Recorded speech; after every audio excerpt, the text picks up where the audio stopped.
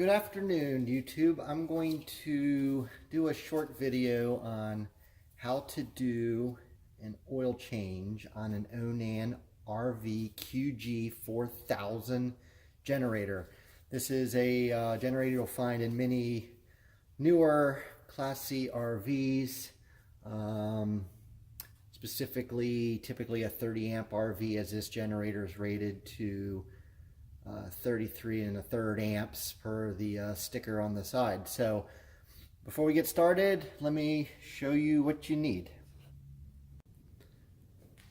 Okay, so like I said, before we get started, wanted to just give you a rundown, a list of the things that you'll need in order to change the oil in your Onan generator. First and foremost, you'll need roughly 2 quarts of oil. You can run a couple different weights.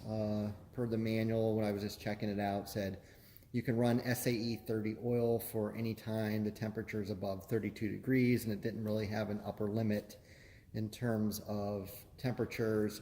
And then a 15W40, Onamax makes it. So this is made for Cummins Onan generators, and it's rated for just a little bit colder, about 10 degrees if I remember right, up to about 100 degrees Fahrenheit, which will be perfect for me because I don't have any intent to drive anywhere to the high desert or whatnot and camp in 100+ degree weather. It's just not pleasant to me. So beyond the oil, you'll need an oil drain pan, something that can catch at least 2 quarts of oil, because that's what's going to come out of your generator. A funnel, kind of nice to help not get oil everywhere when you're draining it. Set of nitrile gloves helps keep the oil and stuff off your hands, makes cleanup a little bit easier. 12mm socket right here. That'll and I think a deep one works a little bit better. On this particular generator, that's the size of the drain plug. A T30 Torx bit. There's a access port, which I'll show you. You need to remove the bolts to get access to the drain plug.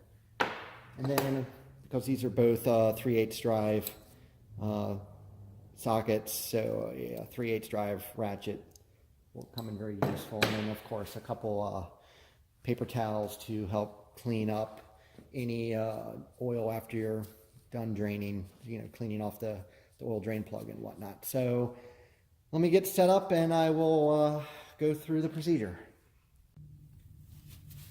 Okay, so to get started, you first need to get access to your generator. At least on mine, it's on the driver's side of the RV behind one of these doors here.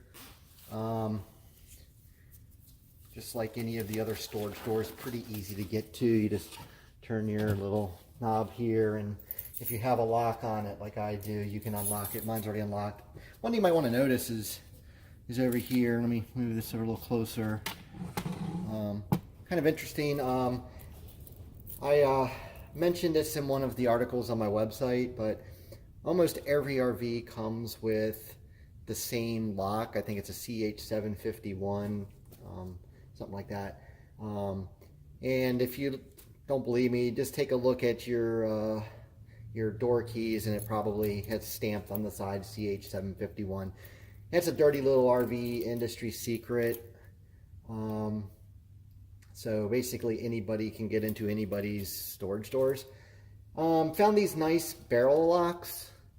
These are pretty much direct replacement. You can you get a better angle here.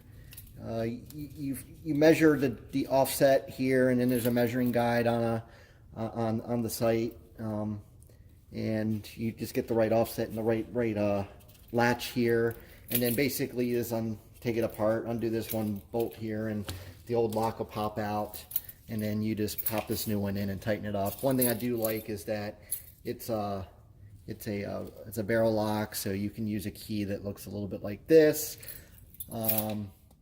It's just a nice little increased measure of protection. So if you check out my website, I have an article on my top 12 or 15 favorite things that I've done to mine, and I mention this and where you can find these things so you can get the right ones for yours. So just a little tidbit that I like to pass along to those that I meet. So to get access to your generator, so you can just lift up the door. There's your generator. My particular model doesn't have a latch or anything up here on the side, and that's probably because I have a slide out up here, so there would be nothing that it could hook to. So I just cut this piece of wood.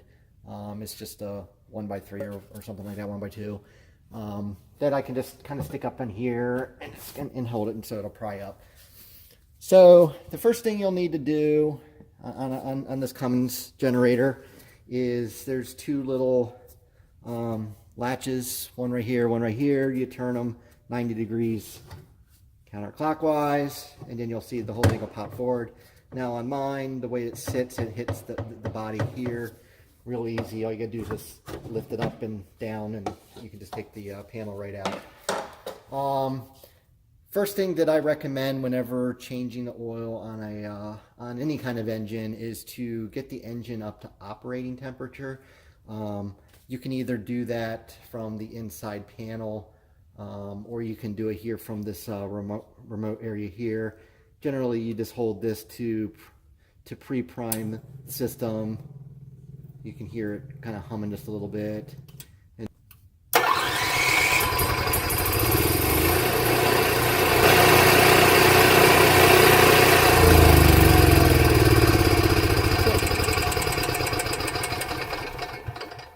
So just let it run for about, I don't know, 5-10 minutes. I've already ran mine, put a small load on it because you're supposed to run these things once a month. So I just kind of did a twofer, got the time on it under load just to keep the carburetor clean with all the ethanol that's in gas nowadays. It's just a good practice. So after it's set up, first thing, and I forgot to mention this earlier, is this particular model generator does not have an oil filter.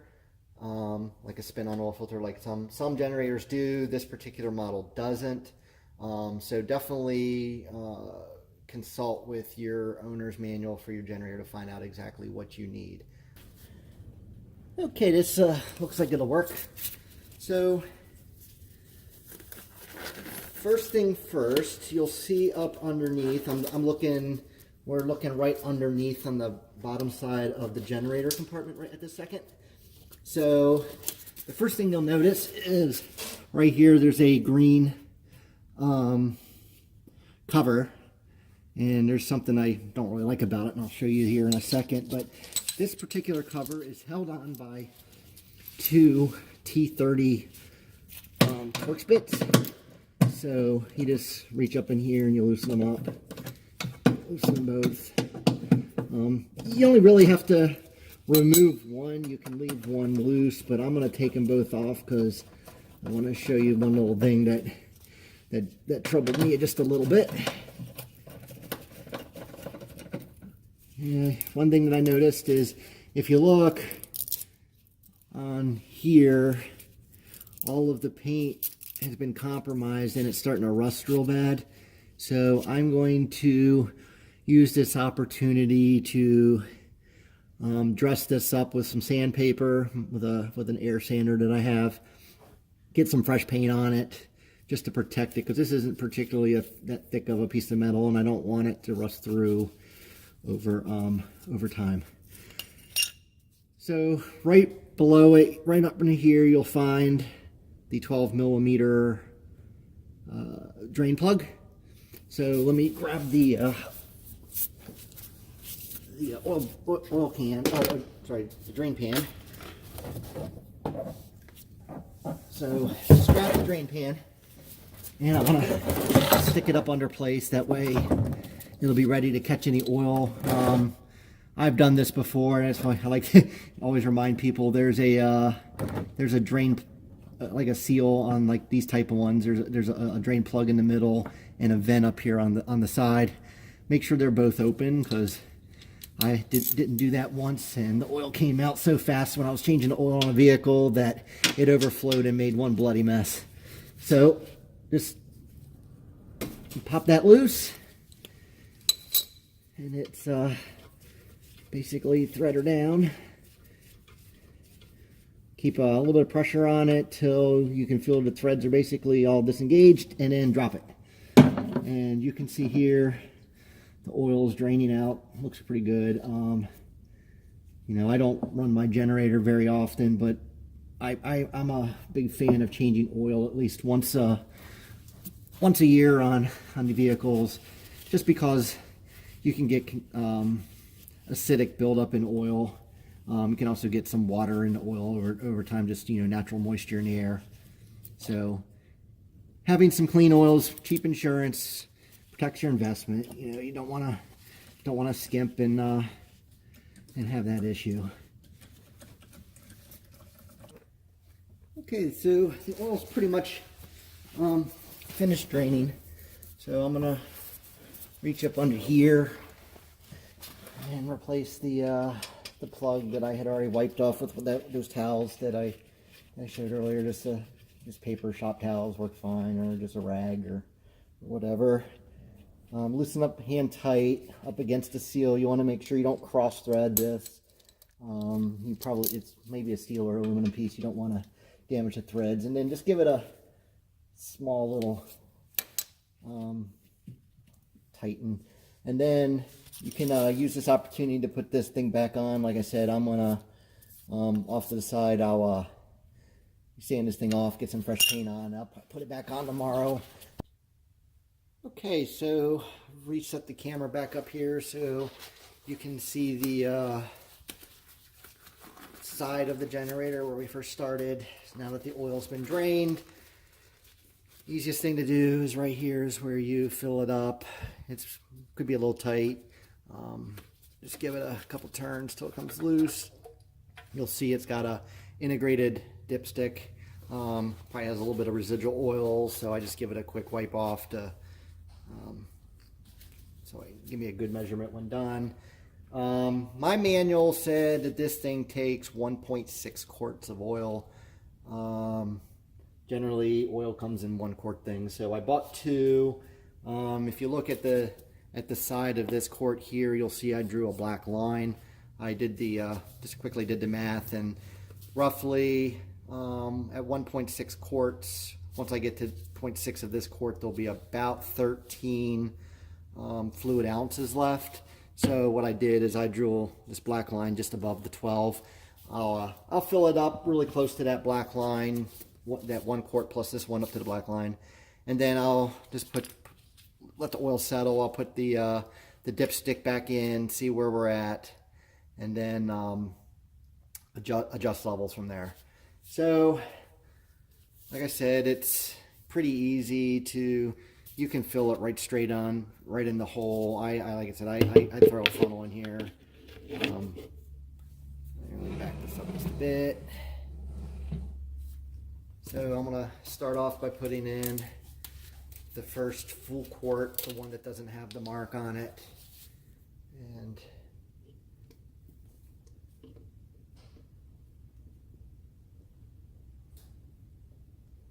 W40 is a little on the thicker side, especially. My garage is kept at about 50. Ooh, shoot, 50. Oh, man. This is why you have paper towels, because sometimes you just make a mess. Like I said, my garage is kept at about 50 degrees, give or take. So the oil might be a little bit thicker than if it were like 80 or 90 degrees outside. So just continue filling this thing out. Try not to overdo it and have it run over again.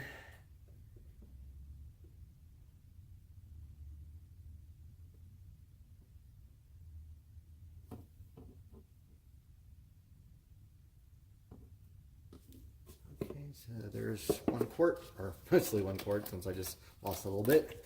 And then we'll add some from the 2nd quart bottle here.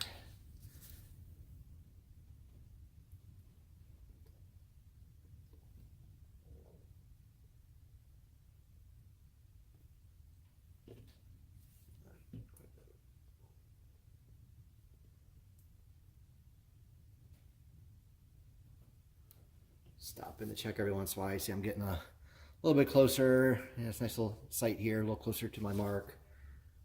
Probably will need to go a little under the mark since I spilled a little bit. Just a hair more. All right, so I'm pretty much at the mark. So we'll let this settle here for a second. We'll get a measurement. Okay, so I pulled the funnel out after letting the oil kind of drain down into the crankcase. So what I'll do is I'll just take the dipstick plug combo, stick it back in, just give it a slight thread in, and then thread it back out.